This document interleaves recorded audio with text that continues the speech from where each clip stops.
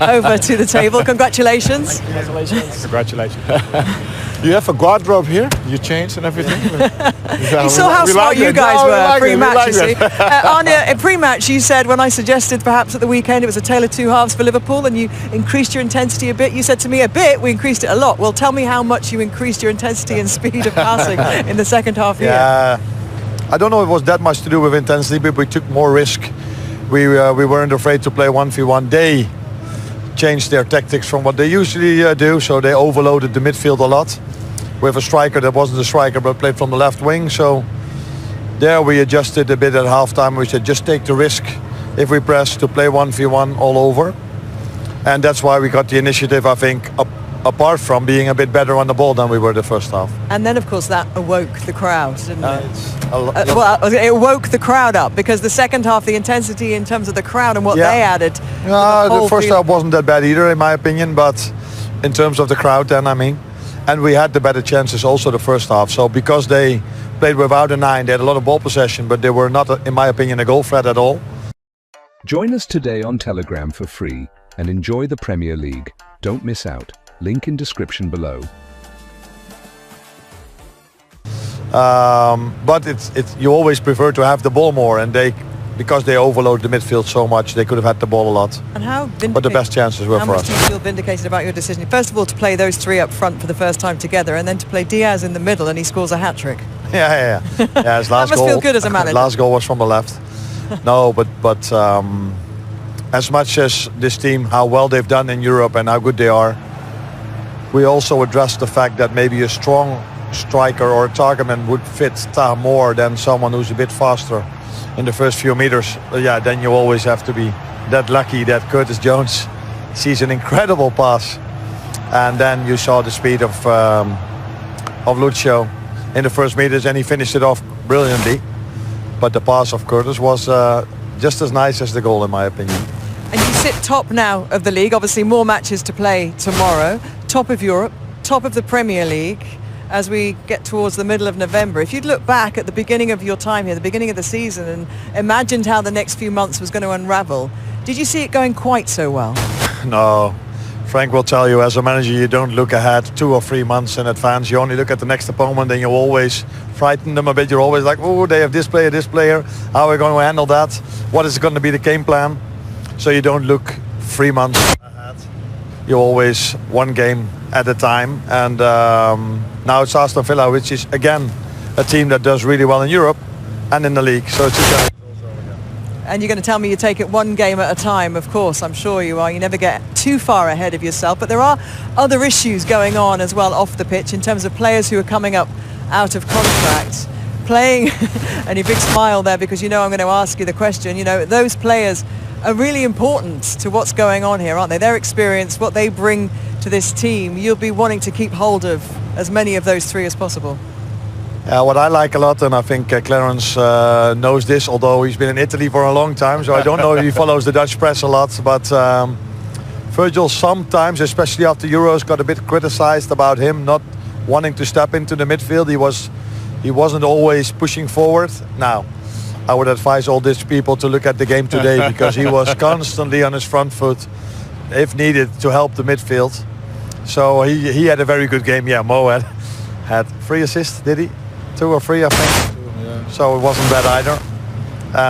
And Trent, like he usually does. So it's good to have them in a good place. Maybe we have to wait even longer as they keep producing these games. No, but I think they're really important for Liverpool, and let's see what. One final question on your keeper, because I think you've said he's the best number 2 in the Premier League. He's clearly playing as your number 1 at the moment, and he made some great saves tonight, and you've only conceded 1 goal so far in Europe. That must be a predicament or a dilemma that you're going to have to face as well soon, because he's going to want to be a number 1. Yeah, but that's all long-term future, and we've seen Vidjaro goalkeepers. What I liked a lot today, that we only needed him, what was this moment, 3 or 4 minutes before the end? Till then, we were really comfortable and we defended really well. But then when we need our goalkeeper, if it's Alisson or it's Jaros or it's Queef, they show up, and that's what we, of course, what we like. to see. Is that one of the things that pleases you the most? The things that you've affected is the defensive solidity as a team, the small changes you make, that hard to play through and not giving away so many chances. Yeah, if we're hard to play through in some moments as well, but every time plays once in a while through your press. What I like a lot is then if you see the work rate of the players tracking back and making sure if they have a shot on target, we have 10, 11 players behind the ball again. That makes it also easier for the goalkeeper. So ideally, they never play through your press, which is never going to happen.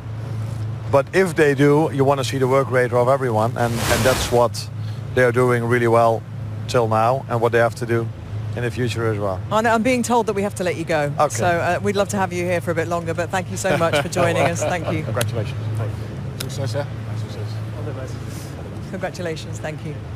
Thank you very much. Well, we never quite got to finish off Luis Diaz's hat-trick, did we? So it would be rude, I think, not to complete that. I think he was your man of the match, wasn't he? Well, after the hat-trick, for sure. Visionary. Yeah, easy one. No, I mean, listen, I think we all know he's a top player. I think maybe if there has been any form of question mark is how clinical he can be in terms of returning the sort of numbers that we're used to seeing Mo Salah, Sadio Mane do over a period of time. So things like this are going to give him a great confidence.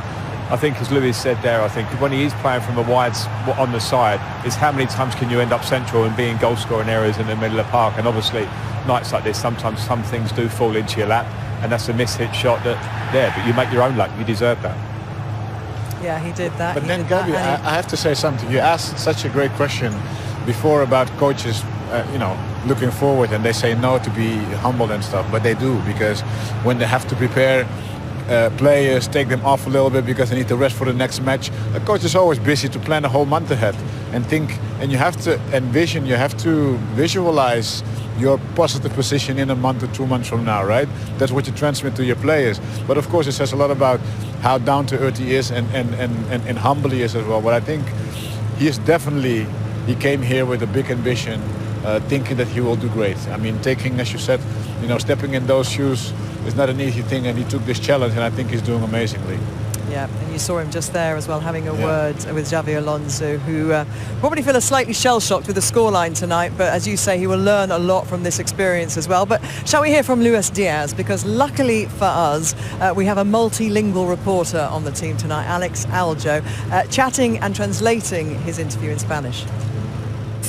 Well, you scored some great goals, but not just the goals, the assists too. What can you say about them? Bueno, algunos golazos que marcaste, pero vaya asistencias también, ¿verdad? Bueno, como te dije hace un momento, es muy importante el trabajo en equipo. Es lo que el entrenador nos pide a nosotros para hacer las cosas bien, para mantener la idea de juego que él quiere. Se dan los goles, se da el resultado, los 3 puntos que son los más importantes para seguir avanzando en esta Champions. The manager makes it very clear to us exactly what he wants from each of us in our positions on the pitch. The most important thing is the 3 points in this edition of the Champions League so we can keep progressing in the competition. Well, as you just mentioned, you're top of the Champions League classification now. You're top of the Premier League as well. Could things have gone any better under the new manager? Bueno, primeros en la clasificación de Champions, de Premier League también. El inicio de la temporada podría haber sido mejor con el nuevo entrenador. Sí, es espectacular comenzar así de esta manera porque bueno, nos llena mucho de confianza, tanto como al equipo, tanto como en lo individual. Creo que todos están haciendo un gran trabajo. El que le toque jugar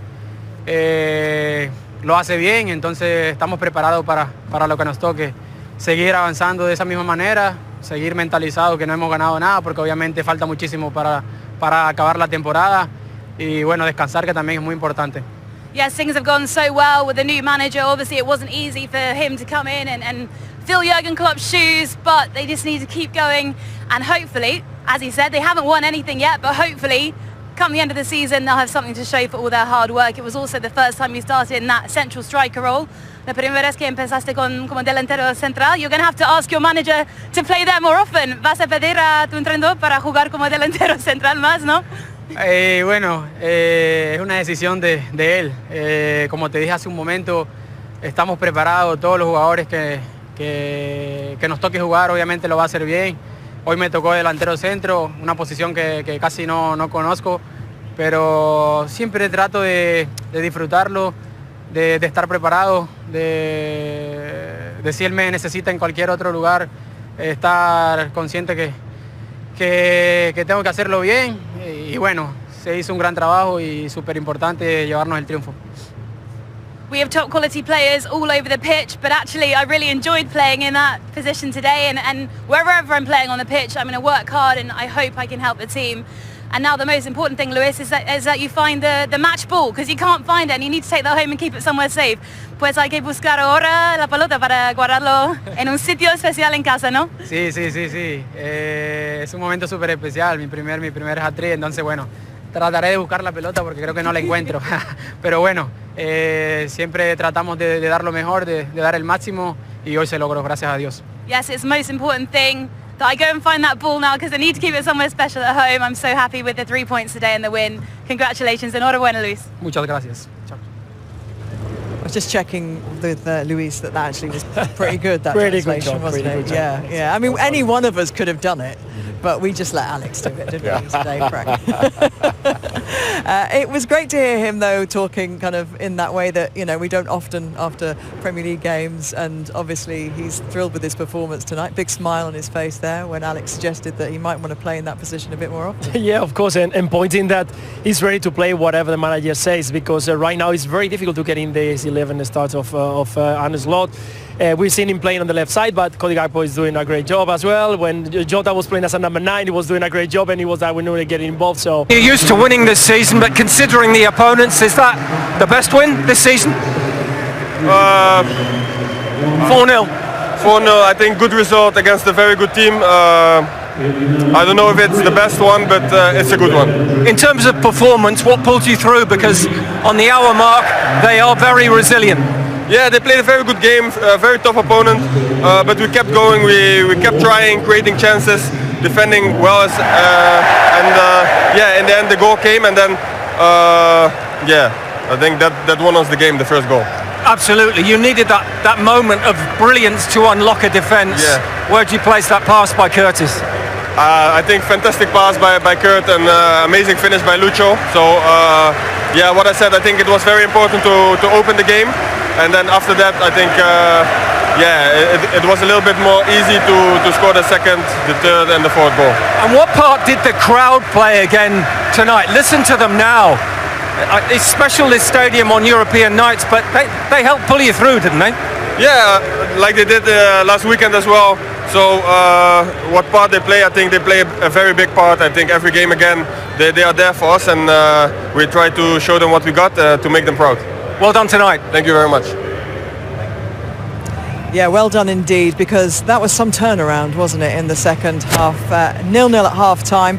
And Frank, you said they had to increase their intensity, they had to increase their speed between the lines, and they did just that, and that got them the results. Absolutely.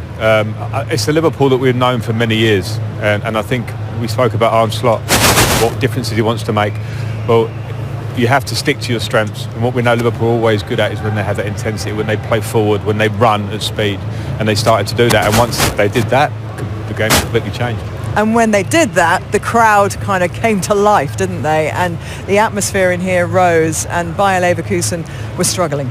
yeah, exactly. They needed something, and we've mentioned in the halftime, if you give something to this crowd, they're gonna boost you, they're gonna push you. And in the end, we saw what happened in the last 45 minutes. But it was needed those kind of runs. We've been talking about the speed on the ball, making the runs, creating spaces. I think that Xabi made a fantastic trap into the middle, putting an extra player with Aleix, and that put a lot of difficulties for Liverpool. In the moment in the second half, they make a couple of runs, the space was created, you grab the ball there, and then you can do something. The goals start arriving, and well, I think it's a pretty good result for them.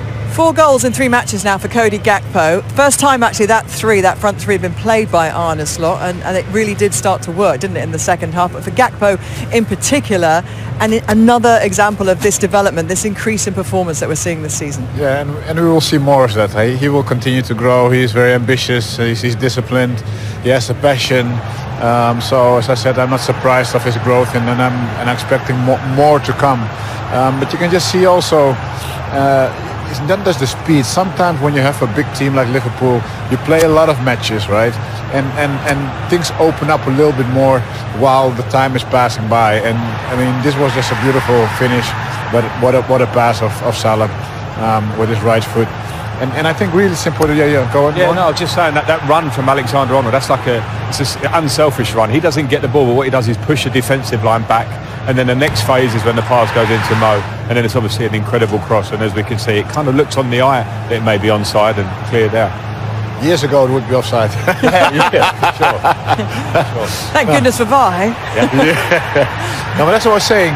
Big teams have a huge calendar, very, very complicated to manage the energies as well. So you see a lot of times that they will grow into the match, and obviously the adversary also drops a little bit of energy second half, and they did definitely their part to speed things up second half as well. And it ended up being a joint equal as the worst defeat in his managerial career, Xabi Alonso. Yeah, you know, that's a scoreline that he's going to look back on, and I'm sure in the future. Person when you told him that no German. Okay, we'll wait, but that's quite a thumping, though, isn't it? Yeah, he can continue. Yeah. But you know what? It can happen here. I don't think he should lose too much sleep, because sometimes you learn a lot about your team in moments like this. This is a step up for them as a group in the Champions League. In the first half, they competed well. There wasn't much happening tactically, nullified each other. But the players will understand that this is the level when these things happen at this level. So it will be a learning curve for him. He obviously shouldn't take too much. He can take a lot of good things away from this match, I'm sure. Yeah. I mean, he can be proud of how they approached it. They approached it with personality, with confidence, and I mean, it's Liverpool at the end of the day that you lost against. So. He kind of trying to find his space, trying to receive the ball. Most of the time, he was just making runs that they were not probably used by the players, but. At some point, we knew it was going to arrive, and what a ball that is from Cortison. I think, the finish is from a top class. The calmness, the composure when you are inside the box is something special. But I get this, the movement to get away from the defender, the turn, just to have the view of that run, because he makes the pass just before Luis Diaz makes the run. So pass, I think it's just fantastic. That's called a Clarence Seedorf pass. Clarence Seedorf, yeah, we've seen it a few times. We love that. No, but that's I think also what the coach is bringing, and what he's keeping actually with the DNA of Liverpool. Vertical. As soon as you can. If it is a free man, try the pass, because at the end of the day, that's where you want to be, right, in the box. And if something happens there, no problem. If you lose the ball, no problem. I don't like that, playing around and just having the possession to have possession. So I love this goal, particularly because of the mindset of the players.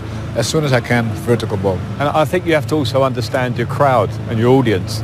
And I think Liverpool fans have been used to seeing that. And I think this city, the way they like to see football, I think if you really slow the game down, you're going to bring the atmosphere down. If you play vertical, you play part, you get the reaction that you know too well. But we didn't see so much of that in the first half. So was that down to Bayer Leverkusen keeping them away from the football they want to play? Yeah, I think that Leverkusen, and again, they put a lot of players into the middle, knowing that with Curtis, with McAllister, if you control those players, those are the ones who are going to bring good position and good balls to the players up front. You know that the speed that they have on the wide areas is fantastic. So if you you control that, you know that you're going to win in transition. They are waiting for that. Regain the ball in the middle and then throw the ball to Frimpong or to Grimaldo in the wide areas. But it was in the second half where it's very difficult to maintain that consistency, that pressure in the middle of the park, and then Liverpool start growing.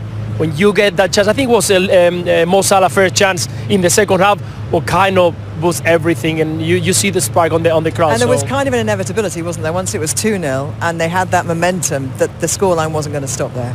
And not a night when Luis Diaz really had the bit between his teeth. No, exactly. And you've seen it too many times here. There's a momentum. Liverpool do that a lot, whether they're behind and they get level or whether it's a level game. They don't just go one. They go, okay, momentum, and they use it and they breathe off it. There's a pattern of those quick goals, isn't there? Yeah, pattern of it. They've done it so many times. And, again, it's like when that is the DNA of this team, when they get on top and they go for the kill. And let's get it right. They've got players at the top end of the pitch that just have big quality. Mo Salah, Diaz, options, Gakpo now. So I think when you have those players, you can have such confidence. You get the ball in these areas. Look at the amount of players they've got forward here in the box. Create chances. So difficult to defend. They overwhelm you. And how they can rotate, because now it was Luis Diaz, he received inside the box, but he was in the wide area, so he was using his older position when Gakpo was already open, and he can play also in the middle of the pitch. So there are so many options that the Arne Slot can use these kind of players. 9 goals already for Luis Diaz, 13 last season.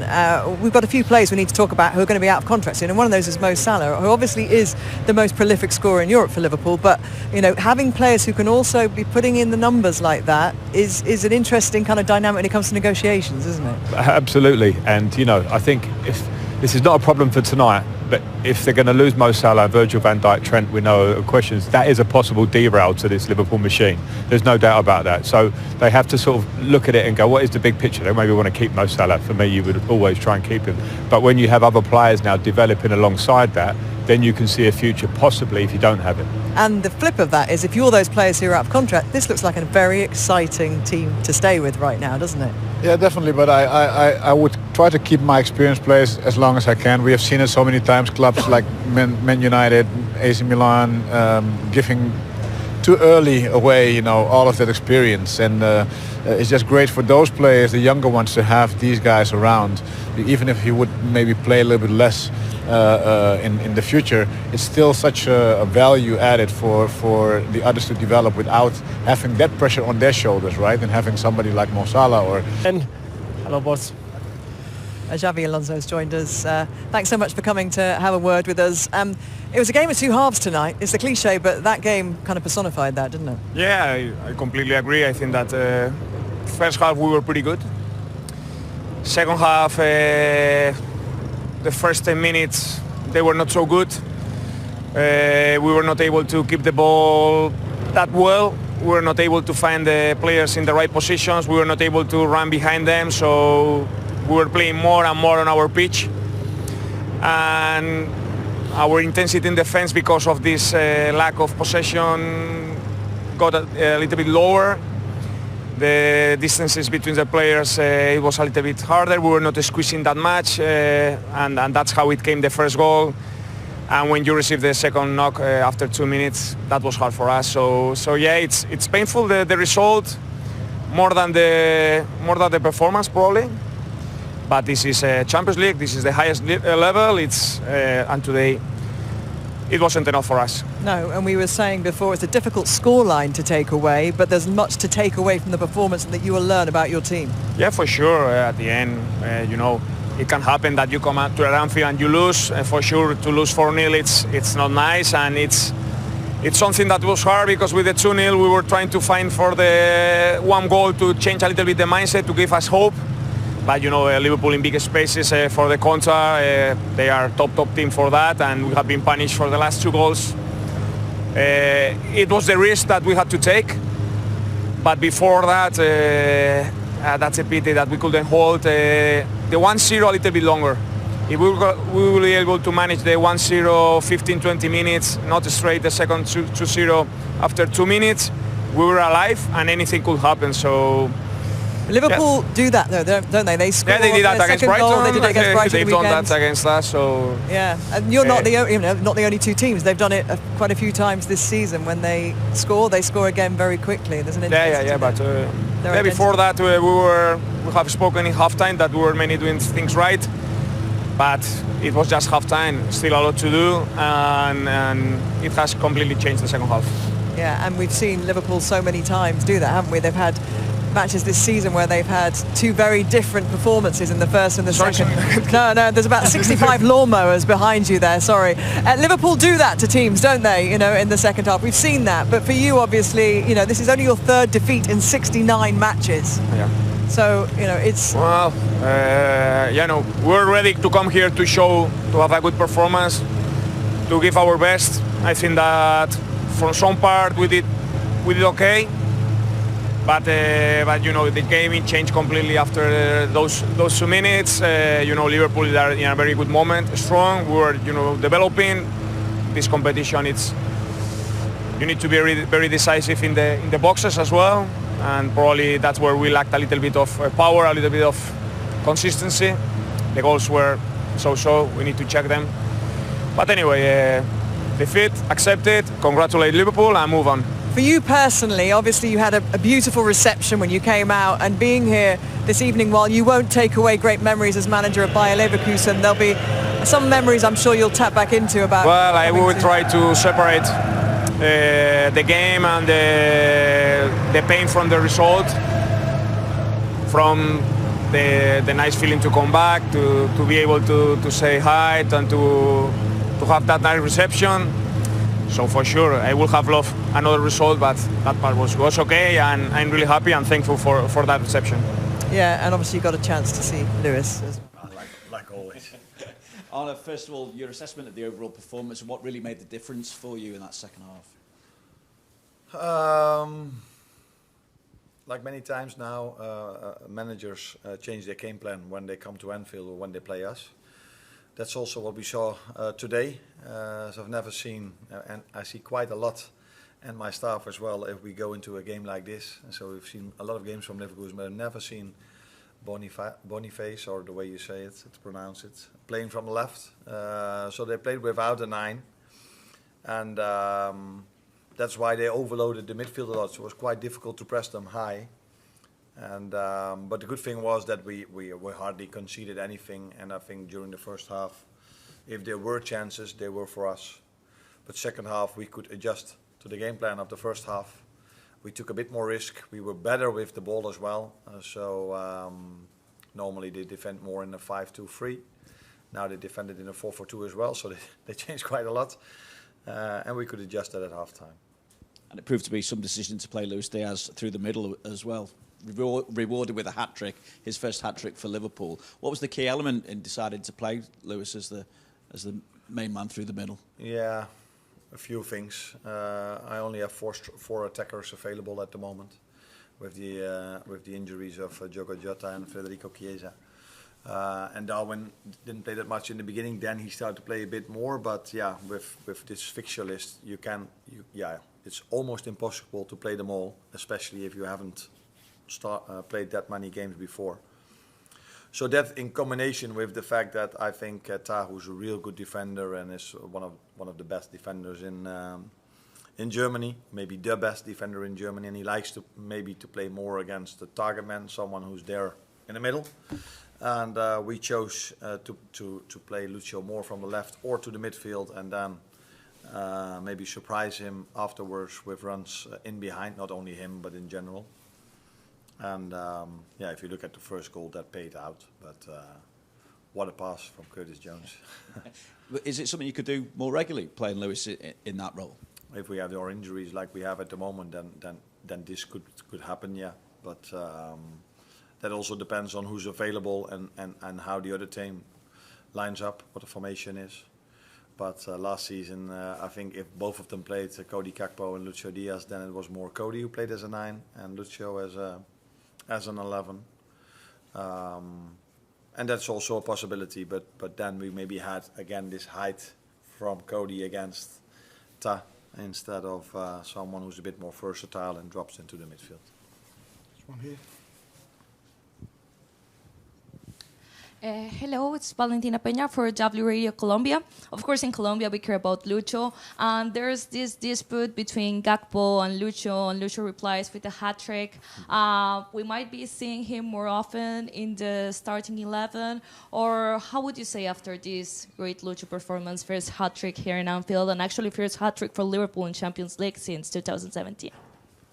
Yeah, not only the people in Colombia like and love Lucho, the fans of Liverpool love him a lot as well. I heard many times the fans singing his song. And the manager likes him a lot as well. I don't love him, but I like him a lot. He's played many games, but I just said something about Darwin Núñez in the Premier League and in the Champions League. You have to play so many games at the highest level, and it's not always possible for every player to play every game, especially in certain positions. So if you're a centre-back, normally you run not as much as a left winger or a fullback or a midfielder, and especially our wingers, but because you all look at the goals Lucio scored and the goals Cody scored, but I also look at the fact how hard they track back, how much they have to defend, and I ask a lot from them, so that's why sometimes we have to rotate them. But Lucio for me is a starter, and I said this 3 days ago about Cody as well. He's for me a starter also. James.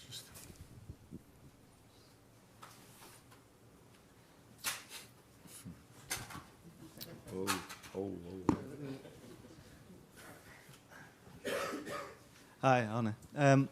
You're making this look pretty easy. Does it feel that way? No, not at all.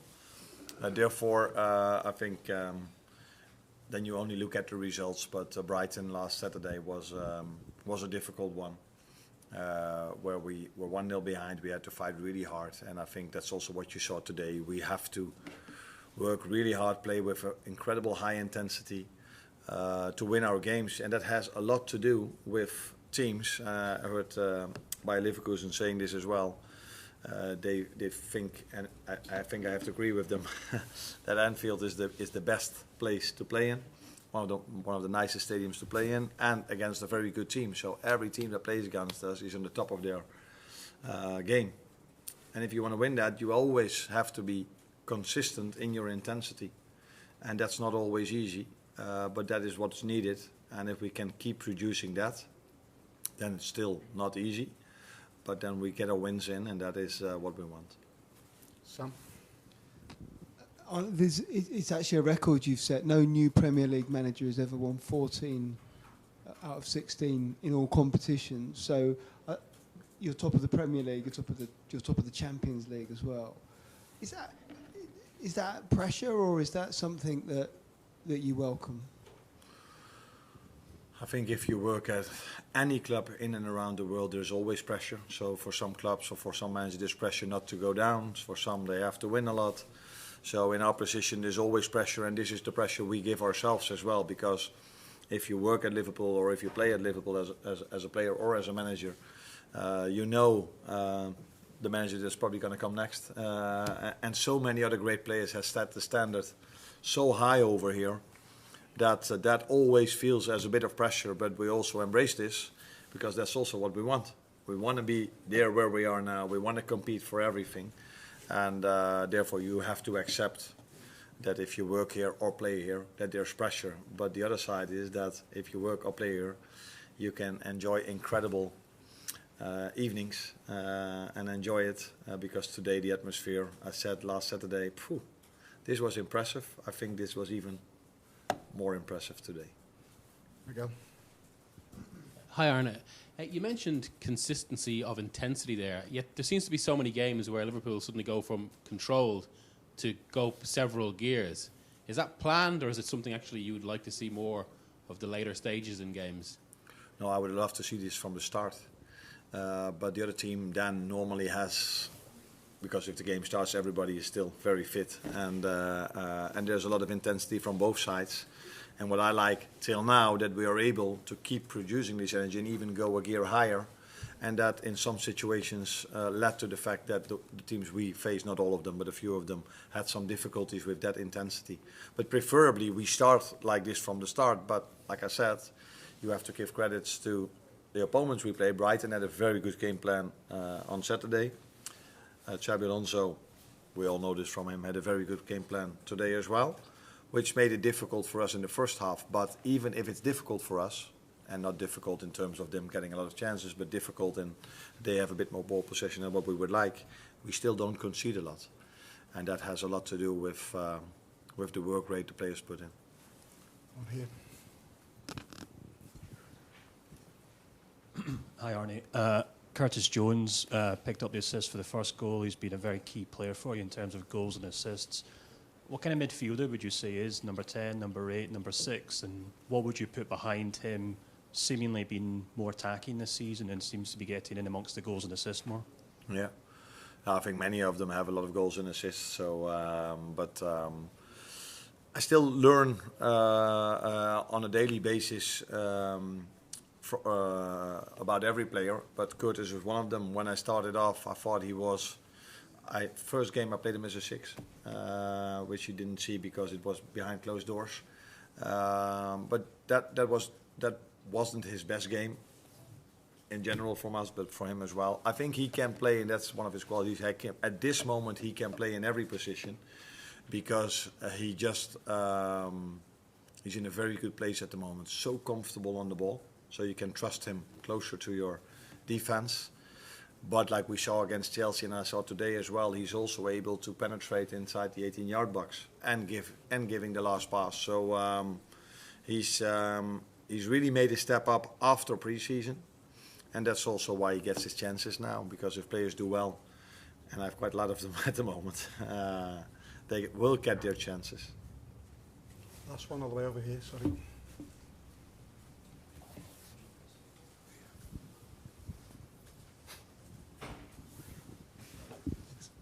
Hi Arne, congrats for the win. I also heard your song at the end of the game. What does it mean to you personally that you have had such a successful start here at Anfield and that people appreciate you a lot? No, it's always better for a manager that this happens than when they start to boo. It's special. I think it was special from the start, and therefore I think I have to thank Jürgen because he was the one that came up with the song. And yeah, it's always special if you are a player if they sing for you. But yeah, some players get used to this. I'm not, so they only sing a few times for me in my playing career. But that is what you see a bit more. People singing for a manager is not that common, at least not in Holland. Maybe here it happens a lot. So it was nice to hear today, but I also liked it a lot that after that they sang for Xabi as well, because he's been so special for this club. So he deserves this for this, but also his achievement at Leverkusen, champion last year, won the cup, played the final in Europe. So for all these reasons, he deserved the fans to sing for him as well. Thank you. You're welcome.